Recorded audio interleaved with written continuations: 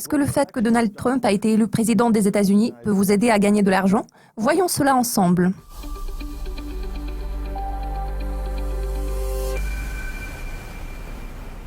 Aujourd'hui, dans le cadre de notre programme Conseil en placement, je vous propose de faire quelque chose de différent. Je vous propose de changer d'angle de vue. Nous allons analyser l'incidence potentielle de l'élection de Donald Trump et de la défaite d'Hillary Clinton sur votre portefeuille en nous focalisant surtout sur les actions. La question que je viens de vous poser est tout à fait logique. Il est normal que la plupart des gens considèrent les élections comme un événement décisif. C'est effectivement le cas. L'élection de Donald Trump a pris le marché au dépourvu. Les sondages affichaient un résultat différent. Vu que les marchés ont été bouleversés par la victoire de Trump, la question est de savoir ce que son élection réserve aux investisseurs. Vont-ils gagner? Vont-ils perdre de l'argent? C'est une bonne question. Analysons cet événement plus en détail. Le plus souvent, il s'agit d'une décision dictée par l'émotion. Cette décision ne se fonde pas sur les bénéfices ni sur les pertes. Les titres des sociétés que vous détenez dans votre portefeuille peuvent vous offrir un bon rendement ou bien afficher une mauvaise performance. Bien sûr, il ne faut pas perdre de vue l'impact direct des facteurs économiques sur votre portefeuille d'actions. En revanche, les conséquences de l'élection de Donald Trump semblent être imprévisibles tant pour les marchés financiers que pour les actions des sociétés que vous détenez. Lorsqu'il s'agit des élections, et surtout des élections présidentielles aux États-Unis, il vaut mieux adopter une vision à long terme. Oui, les élections sont un événement important. Oui, le résultat a beaucoup de poids. Oui, la conjoncture économique influe sur votre portefeuille d'actions. Par contre, je ne pense pas qu'il faille surestimer le rôle du résultat des élections pour les actions des sociétés que vous avez dans votre portefeuille. La question est de savoir si telle ou telle action affichera une bonne performance sous l'administration Trump.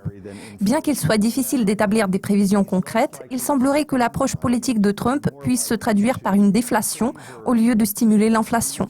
Cela dit, il est moins susceptible de dépenser de l'argent. Sa politique de dépense est censée correspondre au soi-disant concept d'argent dur ou hard money en anglais. Cela signifie que sa politique devrait jouer en faveur des valeurs refuges telles que l'or. Je ne dis pas que les États-Unis puissent revenir à l'étalon or.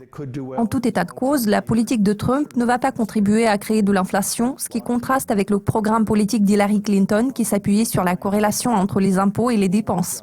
À quoi ressemblera le mandat de Donald Trump? Monsieur Trump est censé se focaliser sur les dépenses de défense. Cela signifie que les groupes comme Boeing, Lockheed Martin et Northrop Grumman se porteront très bien. Les administrations républicaines ont traditionnellement tendance à favoriser les dépenses de défense. Donald Trump ne semble pas vouloir rompre avec cette tradition. D'ailleurs, les sociétés susmentionnées avaient le vent en poupe même sous l'administration Obama, vu son programme de drones et l'opération du gouvernement américain en Afghanistan. Tout porte à croire que ces sociétés réaliseront de bons profits sous l'administration Trump.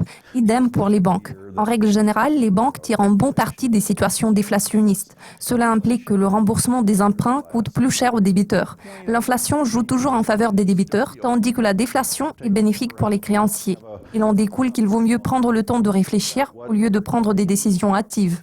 Réfléchissez aux actions que vous avez dans votre portefeuille. Ne vous précipitez pas pour acheter, ne vous précipitez pas non plus à vendre. Essayez d'adopter une vision à plus long terme.